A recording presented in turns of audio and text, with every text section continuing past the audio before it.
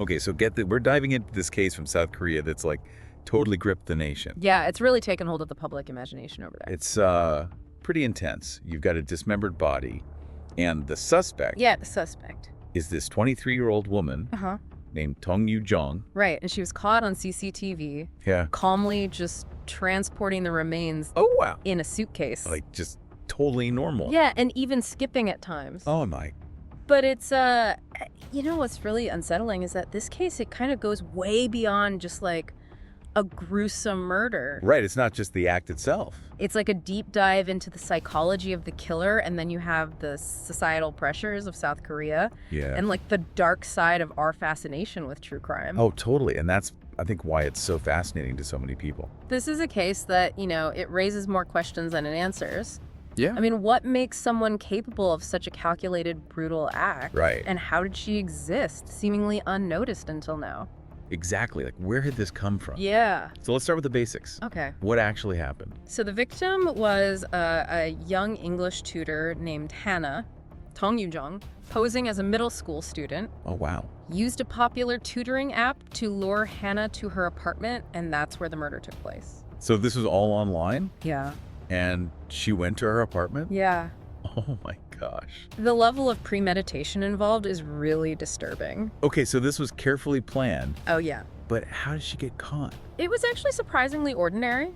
She hailed a taxi to transport the remains. Oh, wow. But thankfully, the driver became suspicious. Okay. He noticed the unusual weight of the suitcase. Uh-huh. And Yu-jong's just like unsettling calmness, you know? Mhm. It seemed really at odds with her claims about the contents. Wow. So his intuition potentially saved lives. That's incredible. Absolutely. He reported his concerns to the police, which led to Yu-jong's arrest. You know, this case really highlights the importance of paying attention to those subtle cues, even in like everyday situations. Yeah. It's like that thing, Yeah. see something, say something, Exactly. but in a much smaller way. Exactly. Just like the weight of the suitcase. Yeah, like something felt off, That's wild. and he acted on it. Yeah, that's incredible. Yeah, It's a good reminder for all of us to trust our gut instincts. totally. But what about you, John? What was her reaction when the police confronted her? Chillingly, she initially tried to weave this web of lies. Oh, gosh. First, she claimed that the remains were of her baby. Why? Then it was a hired job, you know, Oh, my God. just constantly shifting her story. This pattern of deception Wow. is something we'll see repeated throughout the investigation. So even under pressure, Yeah, she was manipulative and detached. totally. It's like she was testing different narratives to see what might work. Exactly. Like in a movie. Yeah.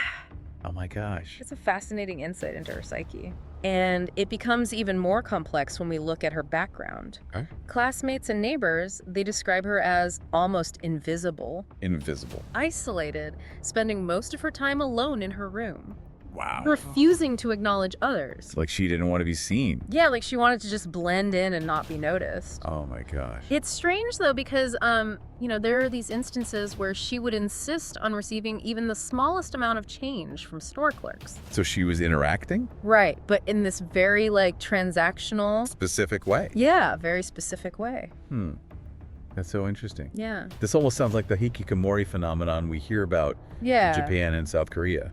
You're right to make that connection. Okay. Hikikomori is a social phenomenon where individuals withdraw from society, Right. often spending years isolated in their homes. Yeah. While Yu-jong shares some similarities, Right. she isn't a perfect fit for this category. Yeah. She could function in society when needed, as evidenced by, you know, her interactions on the tutoring app and with the taxi driver. Okay, so she was capable of interacting, Yeah, but chose isolation. right. It was choice. That adds another layer of complexity. Yeah, it does. Is there any explanation for this behavior? Well, Could it be linked to the societal pressures? potentially. Potentially. While societal pressures can contribute to social isolation, there's more to Yu-jong's story. Okay. What's particularly unsettling is her obsession with true crime documentaries. Oh, really? Now, while many people, Yeah. including you and me, Yeah, of course, true crime is super because interesting. we find it fascinating, Yeah. for Yu-jong, it seemed to go beyond mere curiosity. So it's not the interest in true crime itself, Right. but how that interest like, manifested for her. Exactly. She wasn't seeking understanding or a sense of safety through knowledge, like many true crime enthusiasts. Right. Instead, she fixated on the killers and their actions, Oh, wow. delving into details about hiding corpses, Oh, my God. and repeatedly watching this Korean thriller, Helpless, which features a female character who assumes other women's identities. Oh, wow. That's a disturbing connection. Right. It's like she was studying these cases Yeah. as a blueprint rather than simply consuming them Yeah. for entertainment. Right. It was like research. Oh, my God. Her digital footprint paints a very troubling picture. Yeah. Police uncovered searches for information on hiding bodies Uh-huh. and evidence that she had watched Helpless numerous times. Wow. It really blurs the line between fascination and something much darker. This is where it gets really unsettling. Right? We've got isolation, Yeah. a fascination with the mechanics of murder, and a seemingly calm demeanor throughout her arrest Yeah. and initial questioning. Totally. Like, it doesn't add up. Yeah. And then there's the matter of her motive. Okay. Yoo Jong claims she simply wanted to experience what it was like to kill. Wait, what? Yeah. That's her explanation. That's what she said. It's just chilling. I know it's hard to accept at face value. Right. Some experts believe even this claimed motive is a fabrication, just another layer of deception Wow. in a case shrouded in mystery. So we have this bizarre mix of seemingly contradictory behaviors, Yeah. extreme isolation, Yeah. yet capable of social interaction when it served her purpose. Right. A disturbing interest in the methods of murder, but a calm, almost emotionless demeanor throughout. Totally. It's like, what is going on? And that's precisely what makes Tong Yoo Jong such a fascinating subject for our deep dive. You know, we have the pieces of the puzzle, Yeah. but how do they fit together? Right. What was truly going on inside her mind? That's what we'll explore further as we go deeper into this case. I'm so intrigued. Yeah. Let's get into it. Okay. We left off talking about Tong Yi-jung's personality, right? Yeah, it's This like strange mix of isolation and then a calculated murder and then almost like emotionless demeanor. yeah, very flat effect. Is this a case of a psychopath hiding in plain sight? You know, the question of whether Yoo Jung is a psychopath is a complex one. Right. The initial psychopathy test she underwent resulted in a score of 15, Okay. which is above average but below the typical threshold for psychopathy. 15. However, a second evaluation yielded a score of 28, Wow. placing her above notorious killers like John Wayne Gacy. 28. Yeah, that jump in scores is pretty significant. Does that mean the tests themselves are unreliable? Well, it highlights the challenges in assessing psychopathy. Okay. These tests, while helpful, aren't foolproof. Right. They rely on self-reporting and behavioral observation, both of which can be manipulated, Especially. but especially by someone like Yoo Jung, who has shown a tendency towards deception. So even the experts are struggling to understand her. Yeah. In a way, but regardless of the label, we're talking about a young woman who meticulously planned and executed a murder. Right. It's hard to grasp how someone could do that and seemingly feel no remorse. And that lack of remorse is precisely what's so unsettling about this case. Even in prison, Yoo Jung reportedly shows little to no signs of anxiety or regret. Really. She's eating well, sleeping well, and appears remarkably adjusted to life behind bars. It's almost like she's compartmentalized the entire experience, Yeah. detached from the gravity of her actions. Right. It's very strange. Does this support the theory that she's a pathological liar? It certainly raises that possibility. Huh. Some experts believe that she might be fabricating every aspect of her story, except for the act of murder itself. It's a chilling thought, but it could explain her ability to maintain such composure Right. while weaving these elaborate lies. Exactly. And it's just like so bizarre. This case keeps getting more complex. Yeah. We're talking about layers upon layers of deception. Yeah. It makes you wonder what's the truth. Right. Like, what can we actually believe? And will we ever really know what motivated her to commit such a horrific act? That's the million-dollar question. Yeah. And unfortunately, it's one that might remain unanswered. Oh gosh, this is so frustrating. I know. But while we may never fully understand Yoo Jung's psyche, we can examine the impact of her actions on those around her. Right. The ripple effects. What about the victim's family? How are they coping with this unimaginable loss? Understandably, they're devastated. They've chosen to remain anonymous, Yeah. which is completely understandable given the media frenzy surrounding this case. Right. It's a reminder that behind the headlines and the public fascination, there are real people whose lives have been shattered. It's heartbreaking. Yeah. And speaking of people whose lives have been deeply affected, What about the taxi driver who reported Yu Jong? Oh, yeah. He's the unsung hero in all of this. Absolutely. He played a crucial role in bringing her to justice. Yeah. But his actions came at a cost. What do you mean? He was offered an award by the police but refused it. Oh, wow. He has since quit his job and is actively avoiding media attention. It sounds like he's deeply traumatized by the experience. Yeah, I imagine it must be incredibly difficult to process the fact that he unknowingly transported a killer and her victim's remains. Oh my God. It highlights the profound psychological impact of such events. Yeah. Even for those indirectly involved. Right. It's a burden he'll likely carry for a long time. And what about the tutoring app that Yu Jong used to connect with her victim? Right. Surely they bear some responsibility for what happened. There has been a lot of discussion about the role of the app in this case. Okay. They essentially provided the platform that enabled Yu Jong to target her victim. Seems like a huge oversight on their part to not have more robust safety measures in place, Yeah. especially given the sensitive nature of the service they provide. There have been calls for stricter verification processes and background checks on both tutors and parents using the app. Okay. But the company's response has been somewhat lackluster. Oh, really? They argue that because they can't verify the identity of parents, they're limited in what they can do. That seems like a weak excuse. Yeah. They verify the tutors, but not the parents, even though in this case the parent turned out to be the killer. It's a flaw in their system that's been exposed by this tragedy. Wow. And unfortunately, it's shaken the trust of many tutors who relied on this app. Right. Many have deleted their profiles, fearing for their safety. That's understandable. This case really shines a light on the vulnerabilities that come with our increasingly digital lives. Yeah.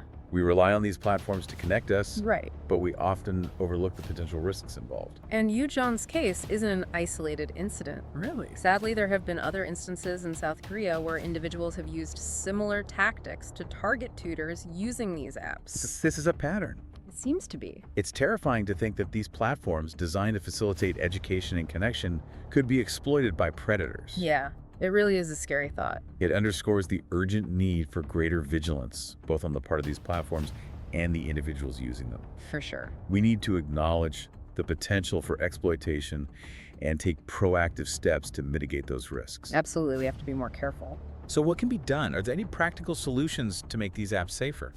There are certainly measures that can be implemented. Like what? More stringent verification processes, background checks on both tutors and parents, and potentially even limiting the amount of personal information that is readily accessible. So basically being more careful about what information is shared. Exactly. It's a balancing act, isn't it? It is. You want to connect people and facilitate these services, but you also have a responsibility to ensure the safety of your users. It's a tough line to walk. And this case has sparked a much-needed debate about those very issues. For sure. It's forced people to confront the darker side of technology and how easily it can be used for malicious purposes. Right. Technology is a tool, and like any tool, it can be used for good or for bad. This goes beyond just one case. We're talking about a societal shift, a growing awareness of the potential dangers lurking in the digital world. It's a wake-up call, urging us to be more cautious, more discerning, and more proactive in protecting ourselves and those around us. Okay, so we've talked about the crime, the killer, the impact on those involved, and the role of technology. But this case has also ignited a broader conversation in South Korea. What are people saying? What are the larger societal implications? We've kind of been dissecting this Tung Yu-jong case, like from every angle. Yeah, we've looked at a lot of different aspects. But it still feels like there's a missing piece. Like we've talked about her psychology and the impact on those involved. Right, the victim's family, the taxi driver. Even like the role of technology. But what about the larger conversation this has sparked in South Korea? Like, how are people reacting to all of this? Well, this case has really become a focal point for discussions about some pretty deep-rooted societal issues in South Korea. Okay, like what kind of issues? One of the biggest is the whole growing epidemic of social isolation, particularly among young people. So you're saying Yu Jong's extreme isolation, maybe it's not so much an anomaly, but like a symptom of a wider trend. Yeah, exactly. It's not just her, it's like a bigger societal issue. It's a complex issue with a lot of contributing factors. Okay, like what kind of factors? Well, there's the intense pressure to succeed academically and professionally. Right, South Korea is known for that. Exactly. And then you've got the rise of digital culture and this growing sense of disillusionment among some young people. It sounds like kind of a perfect storm for social withdrawal. It really is. But is there like a direct link between isolation and violent behavior? It's not a simple cause and effect relationship. Okay. However, isolation can definitely exacerbate existing mental health issues Yeah. and kind of create a breeding ground for these negative thoughts and behaviors to fester. Oh, wow. So in a way, Yu Jong's case serves as like a cautionary tale. In a sense, yeah. It's a reminder to kind of pay attention to the warning signs and reach out to those who might be struggling. Exactly. Check in on your people, you Yeah, know. totally. And this sense of community, Mm-hmm. this emphasis on connection that seems to be a recurring theme in a lot of the discussions around this case. Oh, absolutely. People are really recognizing the importance of fostering genuine human connection, both online and offline. So it's not just about getting rid of technology. No, not at all. It's about using it in a way that like actually promotes connection. Exactly. It's about building a safety net, Uh-huh. a system of support that can catch people before they fall through the cracks. We're collectively realizing that we can't just focus on catching the bad guys after a tragedy occurs. Right. We have to create a society that's less conducive to these tragedies happening in the first place. Totally. It's about prevention. And that requires like a shift in mindset, right? Absolutely. It's about moving beyond fear and judgment Uh-huh. and embracing a more empathetic and proactive approach to mental health and social well-being. It's about building each other up, you know? Totally. That's a powerful message. Yeah, something we all need to hear. Okay, but let's kind of shift gears a bit. Okay. We can't ignore the elephant in the room, the role of the media in this whole saga. Oh, yeah. The media has been all over this case. This case has been everywhere, dominating headlines and social media feeds. It's been a media frenzy for sure. And while there's been some responsible reporting, Uh-huh. there's also been a lot of sensationalism and speculation. It's like a real-life true crime drama unfolding before our eyes. Right, and it's understandable that people are captivated by the story, Totally. but it's important to remember that there are real lives at stake. Absolutely. The media has a responsibility to report the facts accurately Yeah. and avoid exploiting this tragedy for ratings. And as consumers of this content, we need to be critical thinkers. Right. Question everything. Question the narratives presented. Yes, be aware of potential biases. Right, and avoid jumping to conclusions based on incomplete information. It's easy to get caught up in the hype, but we have to be discerning. So it's about finding that balance between our natural curiosity and our responsibility to be informed and discerning consumers of information. Exactly. We can't let the sensationalism overshadow the human element of this tragedy. It's about remembering that real people are affected by this. So where do we go from here? What are the lessons we can learn from this case? Right, like how can we use this knowledge to create a safer, more compassionate world? It's a question we should all be asking ourselves. It is. There's no easy answer, no magic solution to eliminate evil. Unfortunately not. But we can start by being more aware, more connected, and more proactive in addressing the root causes of violence and isolation. It starts with each of us making a conscious effort. This case has exposed some uncomfortable truths about our society, about the dark potential of technology, and the very nature of human behavior. Yeah, it's been a tough case to unpack. But within that darkness, Uh-huh. there's also an opportunity for growth and positive change. It's about finding the light in the darkness. It's a reminder that even the most disturbing cases can serve as a catalyst for important conversations and meaningful action. It's about turning tragedy into something positive. Tung Yugon's case is a tragedy. There's no denying that. But it's also a wake-up call. A challenge to confront the complexities of our world and strive to create a better future. It's a call to action for all of us. It's a case that will undoubtedly stay with us, It will. prompting us to question, to reflect, and to work towards a society that prioritizes compassion, connection, and understanding. Those are the values we need to uphold. Thank you so much for joining us on this journey. We encourage you to continue exploring these issues, engage in these important conversations, and share your own insights. Until next time, stay curious and stay informed.